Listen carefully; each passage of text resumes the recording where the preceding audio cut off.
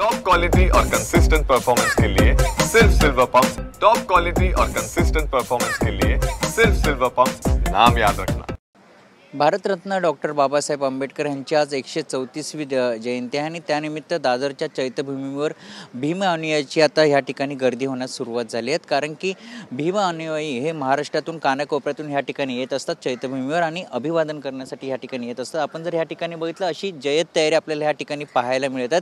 या ठिकाणी जर बघितलं चैत्यभूमीमध्ये अशोक स्तंभ देखील आता फुलांनी सजवलेला आहे। दीपस्तंभ देखील आपण पाहू शकतो की आकर्षक फुलांची सजावट ह्या ठिकाणी पाहायला मिळत आहे। तर ह्या थोड्याच वेळात ह्या ठिकाणी मुख्यमंत्री देवेंद्र फडणवीस असतील, उपमुख्यमंत्री एकनाथ शिंदे असतील आणि उपमुख्यमंत्री अजितदादा पवार हे देखील ह्या ठिकाणी येतील। तसंच सुप्रियाताई सुळे देखील ह्या ठिकाणी येणार आहेत। मात्र ह्या ठिकाणी जर आपण बघितलं पोलिसांचा बंदोबस्त देखील पाहायला मिळत आहे। ह्या ठिकाणी जर आपण समोरचा भाग बघितला तर ह्याच ठिकाणी जे मान्यवर आहेत ते ह्या ठिकाणी येतील आणि हा जो भाग आहे VIP सेक्शनचा जो भाग आहे ह्या ठिकाणी जे मान्यवर आहेत ते ह्या ठिकाणी येतील आणि चैत्यभूमीमध्ये येऊन ह्या ठिकाणी अभिवादन करण्यासाठी ह्या ठिकाणी येतील। आता महाराष्ट्रातून कानाकोपऱ्यातून जे भीम अनुयायी आहेत ते आता ह्या ठिकाणी दाखल होण्यास सुरुवात झाली आहे। मोठ्या प्रमाणात जय्यत तयारी आता ह्या ठिकाणी पाहायला मिळत। तसंच भीम अनुयायांसाठी अनेक उपक्रम ह्या ठिकाणी राबवले जातात। तसंच त्यांच्यासाठी सुविधा देखील ह्या ठिकाणी मोठ्या प्रमाणात केल्या जातात। पोलिसांचा मोठा बंदोबस्त आपल्याला ह्या ठिकाणी पाहायला मिळतात